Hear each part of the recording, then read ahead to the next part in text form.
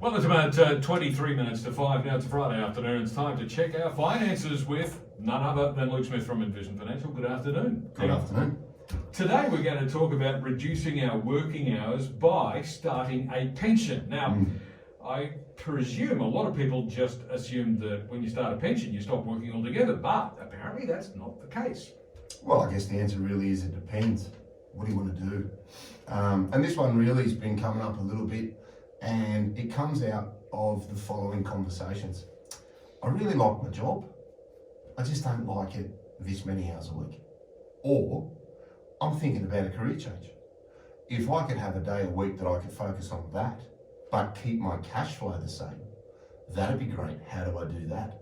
So today's conversation is about understanding the transition to retirement pension rules and identifying where you may be able to use them to your advantage. And not just to reduce your work hours, but also then to potentially say, one, I don't want to do as much work as I do, but I want to keep my income the same. Two, I want to consider other options, or maybe potentially be self-employed or go contracting one day a week, or have a complete career change and find yourself some time to do it, again, without affecting what's coming in from a salary perspective or a total income perspective. Or three, I'm going to use a pension out of super to fund deductible super contributions, but I'll keep working 5 days a week. So I want people to understand that the word pension simply means taking money out of super, not fortnightly, because you can have an annual pension payment, which is once a year, and use that money to offset the mortgage on your home. Could be a great way to lower interest costs in a rising interest rate environment. So transition to retirement pensions are not just to say, hey, I'd like to do 4 days a week, a 9-day fortnight, or whatever it is that floats your boat. It's about identifying multiple strategies that could be taken advantage of, and then what are our rules around those pensions.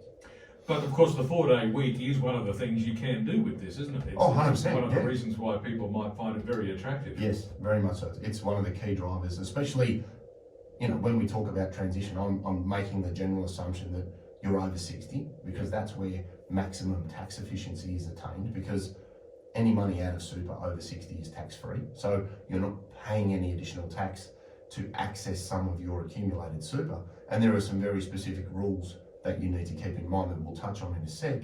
But knowing about this coming into July can be beneficial because of some of the by-products of starting a pension. You need to be aware of some of the pros and cons, and we can do that now with plenty of time leading into a new financial year, only days away. Okay, so when we ask the question about how can I reduce my work hours by starting a pension, it's not just about reducing the work hours. You might have other goals, including, as you said, you might want to offset your mortgage, for example. There are various different ways you can make use of these provisions. But, obviously there are rules and there are things to keep in mind. So what do people need to know? So a transition to retirement allows you to access your superannuation on a limited basis as an income stream without having to retire.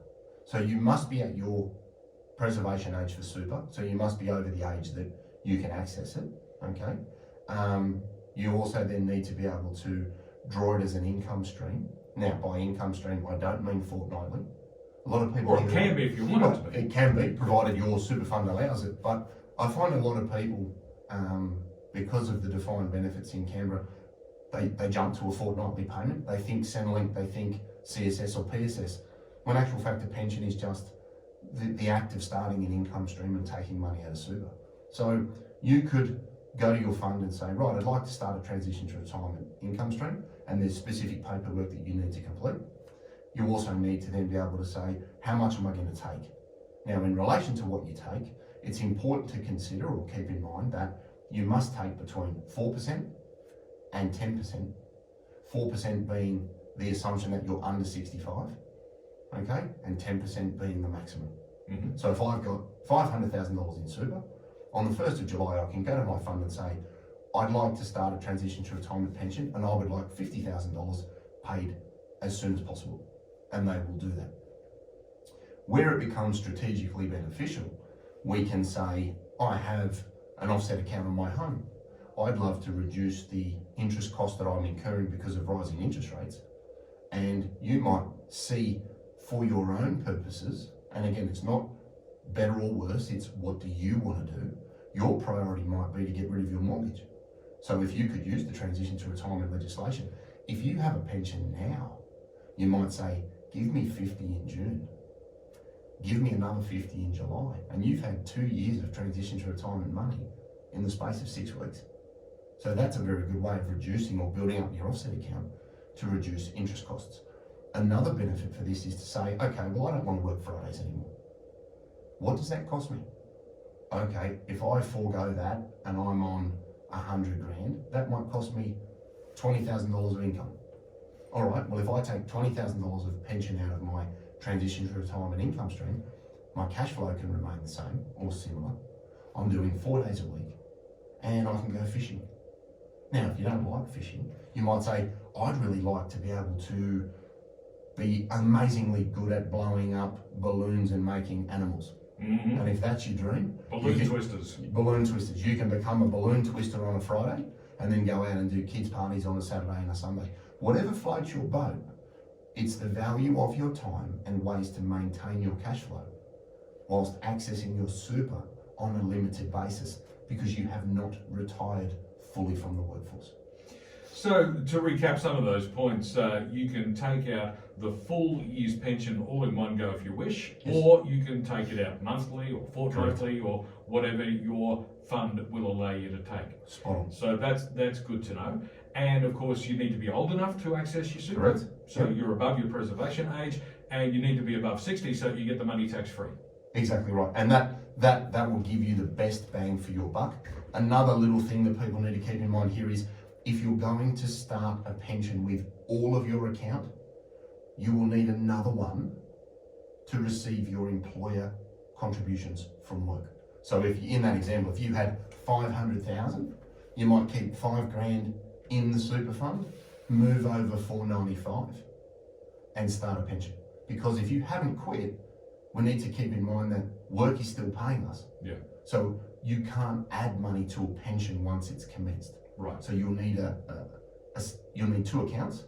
One will be super, and one will be the pension that you commence. So that if you want to keep salary sacrificing, or if you want to take out that money as a pension and put it straight back into the super fund and claim a tax deduction up to the legislated limits, you can do that as well. So there are a lot of benefits of taking advantage of this strategy. The reason I want to bring it to people's attention now is if you start it later in the year, let's say you got halfway through the year and you started a pension and you're in a retail fund, you will get a prorated amount of that annual figure. Okay, so if your full pension was $10,000 and you started halfway through the year, if you started halfway through the year in a retail fund, they will pay you from when you started to the end, which will be a prorated 50% amount that you can get. Starting it now in July will ensure that if you are going to take it as a regular payment, you get that full year's value. Now, you can always take the maximum, but you may not need the maximum. So again, we're talking about it now so that people can get prepared and consider with their boss what they want to do, because every time someone comes in and says, oh, I'd love to go 4 days. Well, here's a way you could do it. You're now weighing up the value of your time and using the resources that you have, which is super, to spend some time doing other stuff. So how do you get started? What do you do to make this happen? So I'd reach out to the fund and say, look, do you offer it? Because again, a fund doesn't have to offer transition to retirement now. It is widely offered. It's a bit like brakes on a car. Sort of surprising if you can't do it. With that said, you can't do it in the PSS. Okay, so the way that fund is structured, you can't take advantage of this. You can in the CSS, but you can't do it in the PSS for all those defined benefit listeners. You need to complete the paperwork with your fund. So you'll need to go to the fund and say, right, give me the paperwork. You need to give them when you want to start it, how much you want, the frequency that you want the payment made, the bank account that you want to receive it in, and then also then think about what are you going to do to fund it? Do you have the money in your cash account of your super fund? What assets are you going to sell to prepare for it? What are the rules that the fund will apply when it comes to selling down assets if they need to make that regular payment to you? So there's a little bit of thinking that needs to go on in the background. If you've got a self-managed super fund, make sure you've done the appropriate minutes and you've written to yourself and said, hey, myself, can myself have a pension? As silly as that sounds, that's how self-managed super funds roll. And get all of your paperwork in line there in conjunction with your accountant. Kick it off, make your pension payment at a frequency that suits you. Remember to keep another fund open. If you are going to start a pension with your entire balance, you'll need another fund for employer or salary sacrifice contribution. So be aware that you will run two accounts, which again isn't a bad thing. And then use the frequency of payment to align your objectives with your cash flow. Do I want to offset the house? Do I want to make a super contribution? Do I want to work 4 days a week and get a pension that would replicate my salary payment? Yeah. Everybody has a little tweak and some touches there that make it uniquely themselves, and that's what people need to keep in mind. Indeed. Luke Smith from Envision Financial is with me in the studio today. We're talking about reducing your working hours by taking a pension from your superannuation, but it's not just reducing your working hours. There are other benefits that you might wish to apply as well. We'll be back with more in just a moment.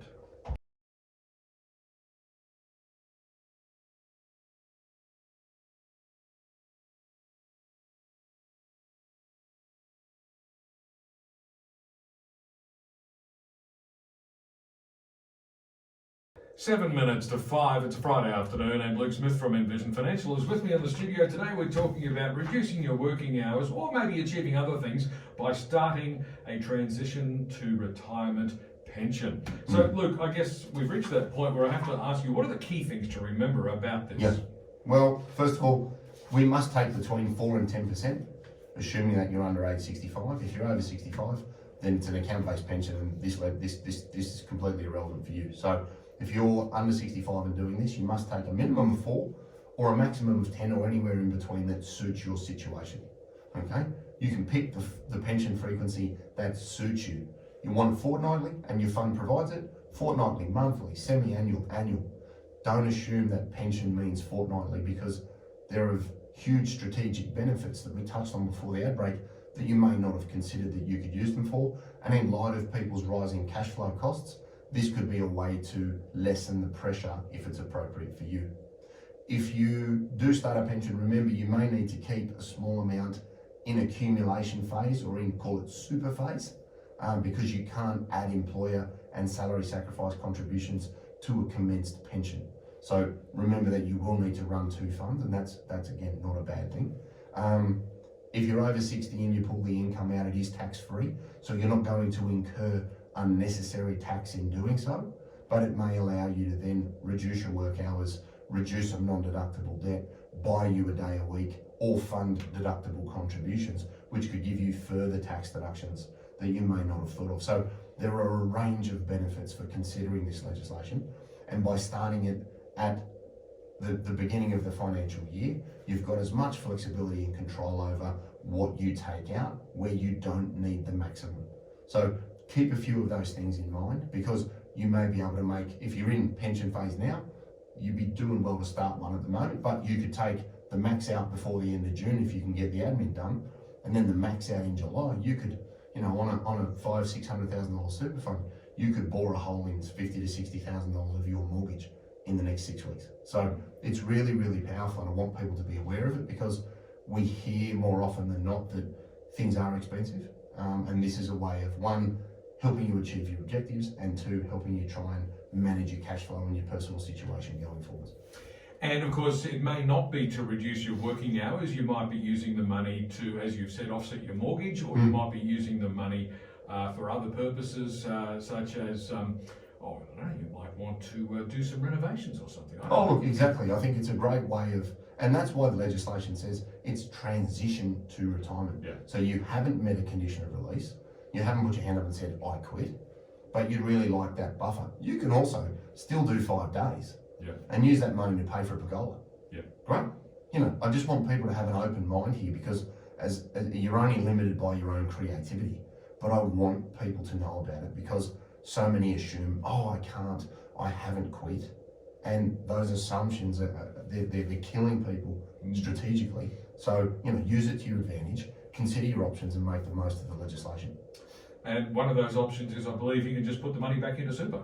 Exactly right. Up to concessional limits, you could actually, as silly as it sounds, pay out a pension, put it into the fund that you've just left open, claim 100% of that money as a tax deduction up to the concessional limits, and lower your taxable income. So it's a win-win on all fronts. Yeah, lots of exciting possibilities. Luke, where can listeners get more information? Yeah, look, office number 6260-4749. We've got envisionfinancial.com.au on the internet. We've got the podcast, The Strategy Stacker, Luke Talks Money on iTunes and Spotify. We've got the YouTube channel Envision Financial Canberra, where we've got all of the shows. You can watch it on your phone. And for those that do actually like a read, it's all in Smart Money Strategy, your ultimate guide to financial planning. It'll be in the pension section of the book, and it'll give you the do's, the don'ts, the hows, the whens, and all of those strategic considerations to see if it's worth you doing and if it fits in with your broader objectives. Fantastic, and that's available at all good bookstores. Luke, thank you very much, and we'll catch you again next Friday. See you next week. Luke Smith from Envision Financial back again next week, and news is next.